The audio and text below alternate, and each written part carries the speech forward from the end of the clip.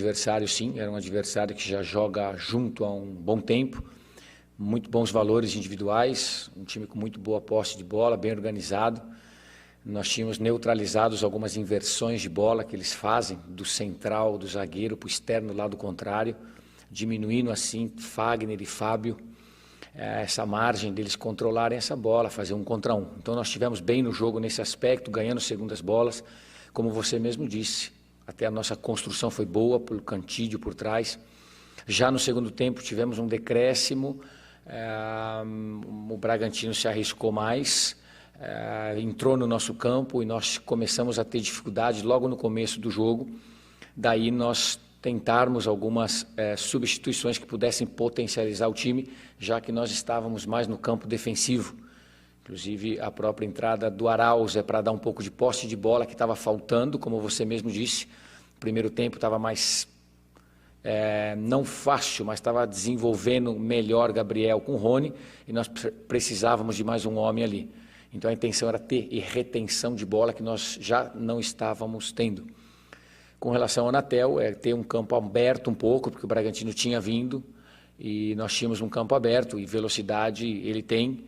É um atleta que nós queríamos jogar no espaço com mais profundidade, mas infelizmente também acabou se lesionando.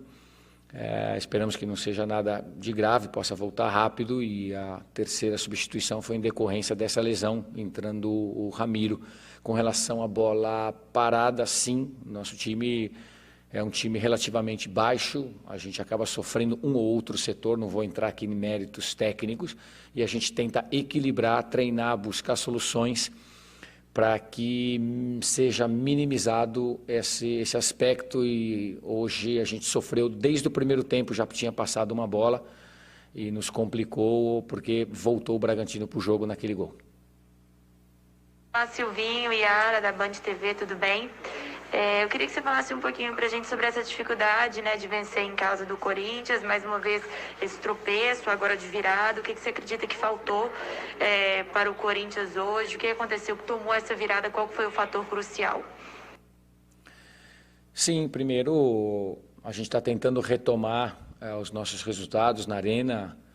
É sempre difícil, estamos vivendo um tempo complicado. Para alguns times sofrem menos, outros times sofrem mais. E parte do trabalho também é recuperar pontos importantes que a gente tem que ter no nosso campo. É um bom campo, é um ótimo campo, um grande estádio. Óbvio que falta o nosso torcedor. Nós entendemos assim, mas é o momento e nós temos que passar por cima dessas situações e encontrar outras soluções. Parte da resposta também está que no segundo tempo nós tivemos um decréscimo aí, e isso comprometeu o jogo. Estamos envolvidos, tivemos a entrega, mas enfim, houve um decréscimo. A gente tentou em substituições potencializar o time.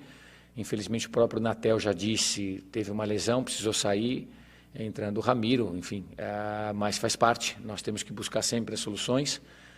Estamos tristes como nosso torcedor, mas enfim, o papel é buscar, trabalhar atrás de soluções, melhorar não somente a parte defensiva, que também pode ainda ser melhorada, meio campo e também o ataque. Silvinho, boa noite. Kaique Silva, da Rádio Jovem Pan. Gostaria que você falasse um pouco a respeito da notícia que circulou bastante na tarde de hoje, que foi referente ao atacante Paulo Guerreiro, atacante experiente, que teve uma passagem vitoriosa pelo clube. Primeiro, eu gostaria de saber se você tem o conhecimento de alguma possível conversa, que você fizesse uma análise sobre o jogador e se você concorda que a função que o Guerreiro exerce dentro de campo, a de centroavante, é uma das mais carentes dentro do seu elenco. Obrigado, boa noite. Vamos lá, é um atleta de um outro clube e eu tenho mais dificuldades aqui em qualquer tipo de comentário. Eu já trabalhei com atleta anos atrás, inclusive aqui mesmo no Corinthians, numa outra função como auxiliar. Mas não é um atleta do Corinthians e eu não me permito fazer qualquer tipo de comentários. Obviamente que a diretoria está trabalhando em cima de algumas situações, mas enfim, isso é uma coisa mais de um cunho diretivo, do presidente, enfim, que no seu tempo as coisas vão ocorrer. Uma outra pergunta, não sei se tem linkado alguma outra coisa, só do Guerreiro mesmo, é isso, tá. Então, enfim, eu prefiro permanecer, até porque é um atleta de um outro clube disputando pelo Campeonato Brasileiro. Silvinho, boa noite. Rodrigo Vessoni, do portal Meu Timão. Você terminou o jogo com apenas um jogador ofensivo, que era só o Mosquito, levando em consideração que o Ramiro e o próprio Aral já chegaram até ser volantes. No Corinthians tem uma característica mais defensiva, além dos seus 3 volantes e também dos seus zagueiros. Eu queria que você falasse de como você viu esse fechamento de jogo, se foi exclusivamente pelo problema do Léo Natel e se por isso é uma prova de que falta ali peças ofensivas. Você não utilizou o Cauê, por exemplo. O quanto está sendo mais difícil montar o time com essa escassez ali do meio para frente de jogadores e opções no banco? Obrigado. Não, correto. O entendimento, a pergunta está correta, ela é completa. A resposta também um pouco complexa.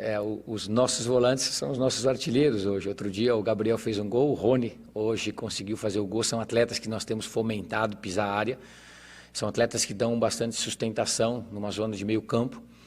O Natel, volto a dizer, infelizmente ele saiu, é um atacante de força, um atacante de velocidade, de explorar espaço. Não queria correr o risco de colocar o Cauê no jogo. A situação era um jogo, uma situação de jogo bastante importante, complicada, não é simples. Enfim, o Ramiro é um atleta que já fez o lado. Eu considero Ramiro e Arauz meias.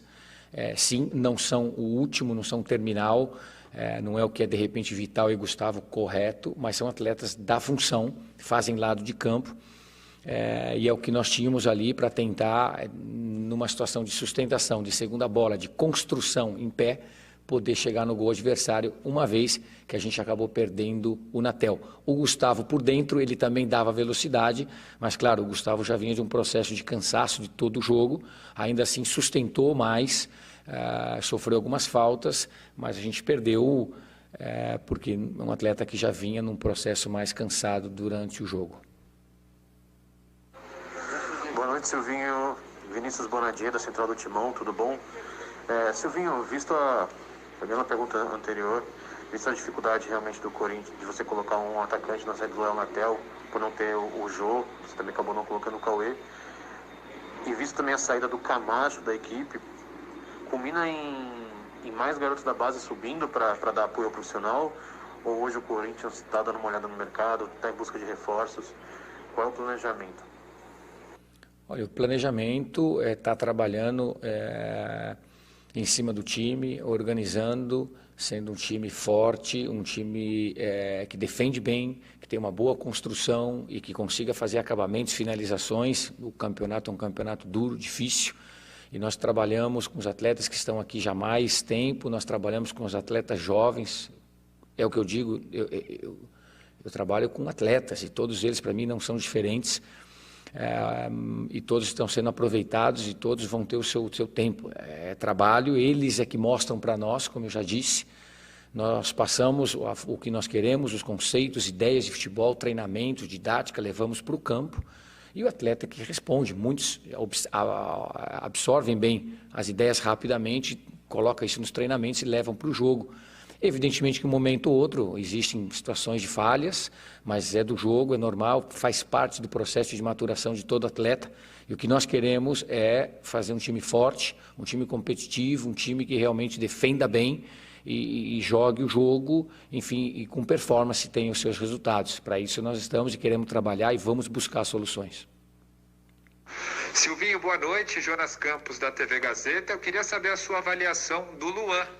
Não só no jogo de hoje, mas nas demais partidas, né, sob o seu comando, ele jogando mais solto ali como um falso 9, mas um jogador, né, que chegou com status de craque aqui no Corinthians, teve alguns lampejos, mas ainda longe de ser aquele Luan que encantou muita gente nos tempos de Grêmio. Como é que você avalia esse jogador, como é que você enxerga e o que você acha que falta para o Luan voltar a ser aquele grande jogador? Obrigado, boa noite. Eu posso comentar do Luan, desse período de 20 dias que eu estou no clube treinando. O Luan é um atleta que se dedica nos seus treinamentos, é um atleta que tem feito e exercido uma parte defensiva, cortando linhas de passe entre os zagueiros, e tem nos entregado também, tem se esforçado, enfim, um atleta que sim, tem uma grande capacidade e qualidade técnica, e nós trabalhamos para melhorar não somente um link, uma conexão, o ataque, meio campo, mas todos os atletas de forma geral e não somente individualmente, mas senão que aqueles que estão ao lado e fazem parte, né? O futebol é complexo e nós buscamos sempre essa melhora. Tem entregado, tem buscado, tem se esforçado na parte defensiva e nós vamos seguir trabalhando o time para que a gente desenvolva também na parte ofensiva e todos sejam potencializados. Boa noite, Silvinho. Fernando Morales, do podcast Timão. Nas últimas partidas, o Gabriel vinha infiltrando muito bem no ataque, fazendo excelentes partidas, coisa que não aconteceu hoje. O que faltou para o jogador fazer uma boa partida como nas anteriores? Obrigado, boa noite. Boa noite. Sim, cada jogo são situações bastante diferentes. No jogo anterior nós tivemos uma certa liberdade maior dos nossos meias para poder infiltrar. Hoje nós encontramos isso mais no Rony, do qual fez uma vez, uma segunda, até uma terceira. O Gabriel ficou numa situação mais de construção, também teve um apoiando pelo menos o Fábio pelo lado esquerdo nosso defensivo, onde o Arthur é um jogador de pé contrário, que sempre tem 1 contra 1 muito forte, e nós ali estávamos vigiando para que pudesse dobrar uma marcação e dificultar a ação de um atleta importante, como eu acabei de se referir. E acabou faltando esse espaço um pouco na parte ofensiva por parte do Gabriel, mas ele tem entregado, era parte do jogo também, o Rony estava com mais liberdade e foi isso que ocorreu nesse jogo.